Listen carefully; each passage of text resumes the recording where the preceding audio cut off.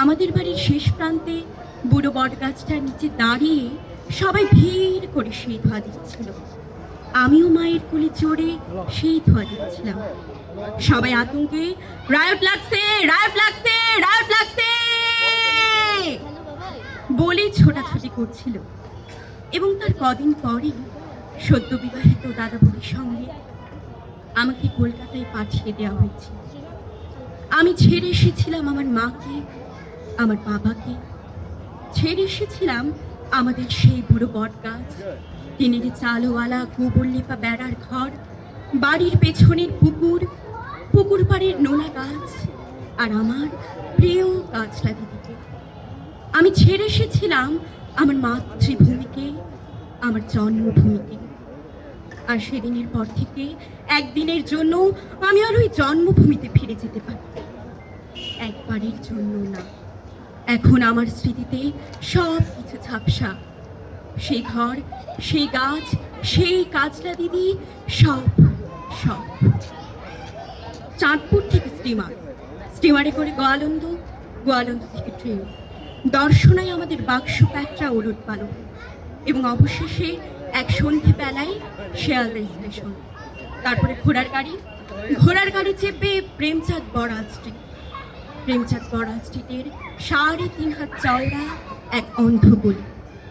সেই অন্ধগলির ১১ নম্বর বাড়িতে ছোট্ট একটি ঘর। সেই ঘরে দাদা বৌদির সঙ্গে খাঁচায় বন্দি আমি, যার মুখে তখনও নোয়াখাইলা ভাষার টান, আমি যাকে দেখলেই প্রাইমারি স্কুলের ছেলেরা কানের উপর উপর হয়ে চিৎকার করে বলতো, বাঙালো, রস খাইলো, ভাড় ভাঙিলো, পয়সা দিল না। সেই আমি চারিদিকের ওই টিটকিরির ভয়ে নিজের বাঙালপনাকে গোপন করার জন্য প্রাণপণ চেষ্টা করতে করতে যখন ধীরে ধীরে অন্য এক মানুষ হয়ে উঠেছিলাম, ঠিক তখনই জন্মভূমি থেকে বাবার একখানা চিঠি এসেছিল। সবাই সেই চিঠি নিয়ে জোরে জোরে আলোচনা করছিল, এবং আমি শুনেছিলাম ঢাকায় নাকি গুলি চলেছে। গুলি! বহু বছর পরে জেনেছিলাম সেই গুলি চলেছিল তাদের ওপর, যারা মাতৃভাষা বাংলার মর্যাদা রক্ষা করতে ওপার বাংলায় লড়াই শুরু করেছিল। শুনেছিলাম তারা নাকি পুলিশের বন্দুকের সামনে জামার বোতাম খুলে চিৎকার করে গাইছিল, ওরা আমার মুখের ভাষা কাইরা নিতে চায়। আর সেই মুখের কথার গৌরব রক্ষা করতে তারা নাকি পুষ্পাঞ্জলির মতোই তাদের প্রাণকে সমর্পণ করেছে। আর এবার বাংলায় আমি আমার সমস্ত বাঙালপনাকে ছেড়ে ফেলে তখন ধীরে ধীরে হয়ে উঠেছি বেতাদুরস্ত অন্য এক মানুষ। ইংলিশ মিডিয়াম স্কুল থেকে একটার পর একটা ক্লাস টপকে আমি রণউপায়ে এগিয়ে চলেছি। ইংরেজিতে কথা বলায়, চাল চলনে, আদব কায়দায় আমি তখন সবাইকে মুগ্ধ করতে পারি। রাম ব্যানার্জি লেনের বাড়ি ছেড়ে আমরা তখন উঠে এসেছি কলকাতার এক অভিজাত পাড়ায়। কেউ আর আমাকে বাঙাল বলতে সাহস পায় না, বরং একটু সমীহ করেই চলে। আমার দাদা, আমার বৌদি আমাকে নিয়ে গর্ব করে। আমাদের ভূতপূর্ব বাঙাল জীবনকে আমরা রীতিমতো ঘৃণা করতে শিখে গেছি।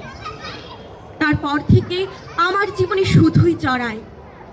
আমি এখন এক সাহেবী কোম্পানির নামী অফিসার, যেই কোম্পানির অভিভাবক নামজাতা এক বহুজাতিক কোম্পানি।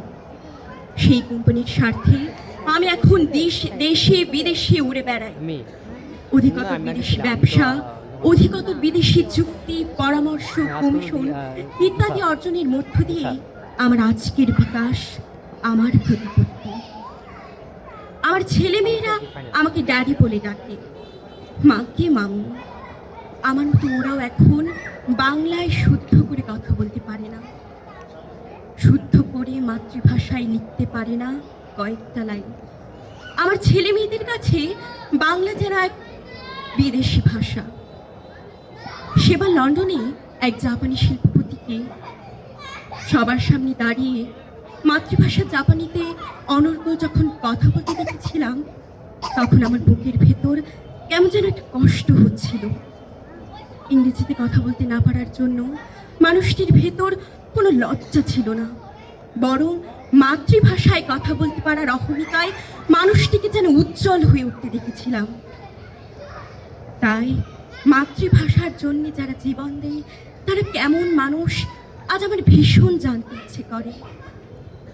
আমার বুকের মধ্যে সেই বাংলাদেশের জন্য, সেই বাংলা ভাষার জন্য, একটুখানি বাঙালি হয়ে ওঠার জন্য একটা ভয়ঙ্কর যন্ত্রণা উমড়ে উমড়ে ওঠে।